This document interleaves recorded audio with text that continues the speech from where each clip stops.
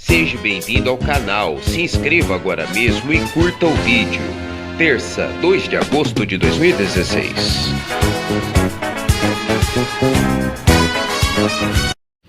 Entre no blog do Jornal Breve e vote na enquete dessa semana. Agradecemos desde já a sua participação. Está no ar o Jornal Breve com Solano Manoel. Boa noite. MSN Notícias. Relatório chama a ação de Dilma de atentado à Constituição e pede continuidade do impeachment.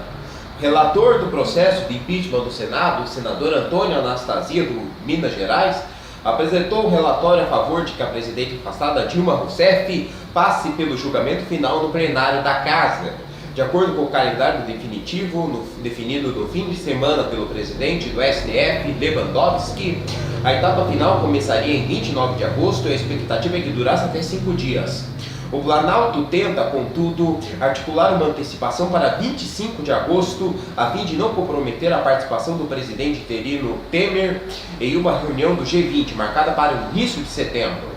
O presidente da comissão do impeachment, senador Raimundo Lira, afirmou que os senadores do PMDB irão se reunir com Lewandowski hoje para discutir o assunto.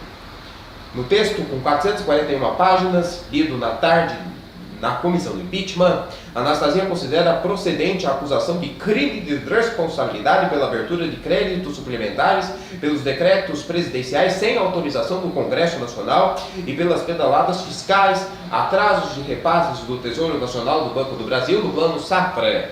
Sobre os decretos, o tucano alegou que Dilma desrespeitou a lei de responsabilidade fiscal ao contar com uma meta fiscal que ainda não havia sido aprovada pelo Congresso. Quanto às pedaladas, o relator destacou que o laudo pericial constatou ter sido uma operação de crédito. Responsável pela defesa de Dilma, José Eduardo Cardoso lembrou que o Ministério Público determinou o arquivamento da investigação por entender que não houve crime de responsabilidade. Os senadores Vanessa Graziotin e Randolfo Rodrigues apresentaram voto em separado contrário à continuidade do impeachment. Entretanto, não deve ter efeitos práticos, uma vez que a tendência é que o colegiado vote com Anastasia. Os passos. Em 12 de maio, o Senado aprovou por 55 votos a 22 a admissibilidade do processo de impeachment. Começou então a pronúncia, etapa intermediária, em que os integrantes da comissão ouviram depoimentos de testemunhas e solicitaram documentos. Também nesta fase foram entregues as alegações finais da acusação e da defesa. O parecer do tucano deve ser apreciado na próxima quinta-feira e será então submetido ao plenário principal do Senado, independentemente de ter sido aprovado ou rejeitado pelo colegiado. A previsão é de que isso aconteça na próxima terça-feira, dia 9. No plenário, é necessária a maioria simples para que Dilma seja submetida a julgamento final. Nessa etapa, presidida pelo presidente do Supremo, são necessários 54 votos para que ela seja afastada definitivamente. Direto de Itararé, vem aí Economia Real com André Martins.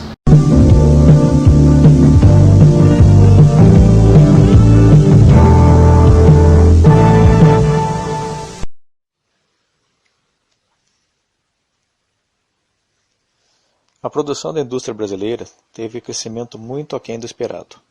Cresceu 1,1% em julho, na comparação com o mês anterior, apresentando o quarto resultado positivo nessa base de comparação, segundo informou o Instituto Brasileiro de Geografia e Estatística, o IBGE. Mesmo assim, a indústria recuperou apenas parte da perda registrada ao longo de 2015 e ainda se encontra 18,4% abaixo do nível recorde, alcançado em julho de 2013, disse o IBGE. Já em relação a junho do ano passado, o tombo na produção foi de 6%. Apesar do resultado positivo de junho, a atividade fabril acumula queda de 9,1% no primeiro semestre e 9,8% em 12 meses, a maior desde outubro de 2009, quando chegou a 10,3%. De maio para junho, o que puxou o aumento da produção nacional foi o setor de veículos automotores, reboques e carrocerias, que cresceu 8,4%. Na sequência, contribuíram também perfumaria, sabões, produtos de limpeza e de higiene pessoal, 4,7%, metalurgia 4,7% e confecção de artigos de vestuário e acessórios 9,8%. Entre as grandes categorias econômicas, a produção de bens de capital aumentou 2,1%, a de bens de consumo semi-não duráveis 1,2%, a de bens de consumo duráveis 1,1% e bens intermediários 0,5%. Entre as atividades que registraram queda na produção no primeiro semestre do ano, estão as indústrias extrativas, menos 14%, e de veículos automotores, reboques e carrocerias, queda de 21,2%, que exercem as principais pressões negativas. Outras contribuições negativas partiram de máquinas e equipamentos, menos 16%, produtos derivados de petróleo e biocombustíveis, 5,9% de queda, metalurgia, 11,9% de queda, e equipamentos de informática, produtos eletrônicos e ópticos, 27%.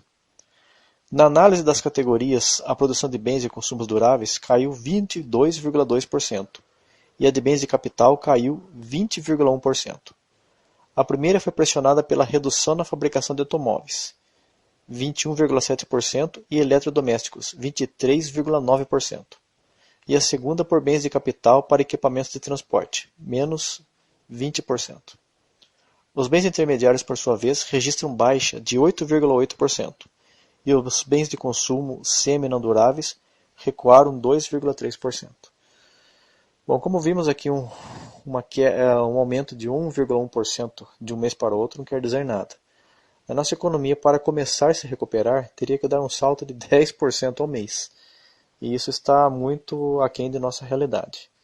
Então, digamos assim, agarre-se quem puder e se segure. Vamos ver quem aguenta mais tempo sem conseguir quebrar no Brasil de hoje.